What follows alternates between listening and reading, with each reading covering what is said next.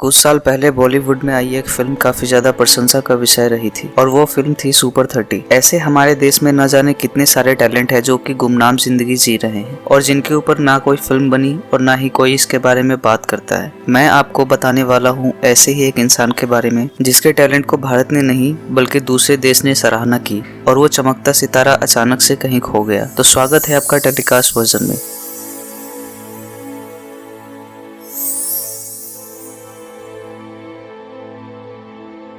मैं बात कर रहा हूं बिहार के भोजपुर जिला के बसंतपुर गांव में जन्मे वशिष्ठ नारायण सिंह जी के बारे में, जिनका जन्म 2 अप्रैल 1942 को एक छोटे से गांव में हुआ था। 5 भाई बहनों में सबसे छोटे वशिष्ठ जी थे और उन्हें बचपन से ही पढ़ाई में बहुत रुचि थी और खासकर गणित में। एक बार हाई स्कूल के 10वीं कक्षा में ब्लैक बोर्ड पे एक छोटा सा बच्चा गणित के मुश्किल से प्रश्न हल कर रहा था। जब शिक्षक ने उसे देखा तो अपने पास बुलाया और पूछा कि तुम्हारा नाम क्या है, तो उस बच्चे ने बताया वशिष्ठ। उस वक्त वशिष्ठ नारायण केवल 5वीं कक्षा में पढ़ रहे थे। ऐसे कई सारे किस्से हैं जो उनके बारे में मशहूर है, लेकिन एक ऐसा किस्सा जो उनकी जिंदगी बदल दी और जिसे जानकर आपको भी उन पे गर्व होगा। वशिष्ठ नारायण सिंह जब पटना साइंस कॉलेज में पढ़ रहे थे तभी उस वक्त कैलिफोर्निया विश्वविद्यालय के प्रोफेसर जॉन कैली वहां आए हुए थे। वहां पर उनकी मुलाकात वशिष्ठ नारायण से हुई और उन्होंने उनकी प्रतिभा को पहचाना और 1965 में वो उन्हें अमेरिका ले गए। वहीं पर उन्होंने PhD की और फिर उन्होंने नासा में अमेरिकी स्पेस रिसर्च कंपनी में काम किया।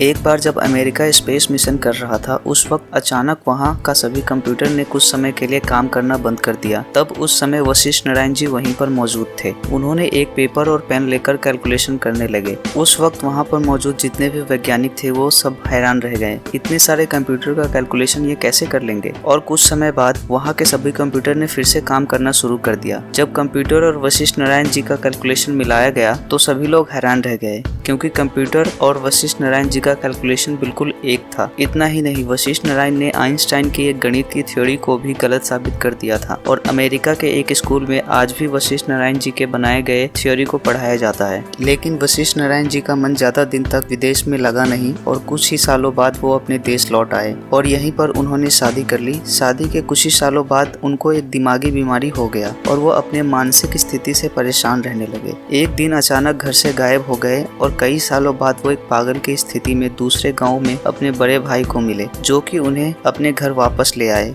वशिष्ठ नारायण जी सब कुछ भूल चुके थे, किसी को भी पहचान नहीं पा रहे थे, लेकिन अभी भी वो गणित के सूत्र बरबरा रहे थे। उनके परिवार वाले कई बार सरकार से गुहार लगा चुके थे, उनके इलाज के लिए मदद मांग रहे थे, लेकिन उनके इलाज के लिए किसी ने भी कोई मदद नहीं की। लगातार वशिष्ठ नारायण जी की तबीयत बिगड़ती जा रही थी और वो पूरे दिन अपने कमरे में एक पेन और पेपर लेके बैठे रहते, गणित के फॉर्मूले को लिखते रहते। घर की दीवार, घर की सीढ़ियाँ, जहाँ भी उनको जगह मिलती कुछ न कुछ लिखते रहते और किसी से कुछ भी बात नहीं करते। 14 नवंबर 2019 को 73 वर्ष की उम्र में उन्होंने दुनिया को अलविदा कह दिया। जो इस देश का अगला अब्दुल कलाम और दुनिया का अगला आइंस्टाइन हो सकते थे, वो एक बीमारी का शिकार हो गए और किसी ने उनकी कोई मदद नहीं की। वो ऐसे ही इस दुनिया से चले गए। कैसी लगी आपको यह जानकारी हमें कमेंट करके बताएं और इसी तरह के वीडियो देखने के लिए हमारे चैनल को सब्सक्राइब करें।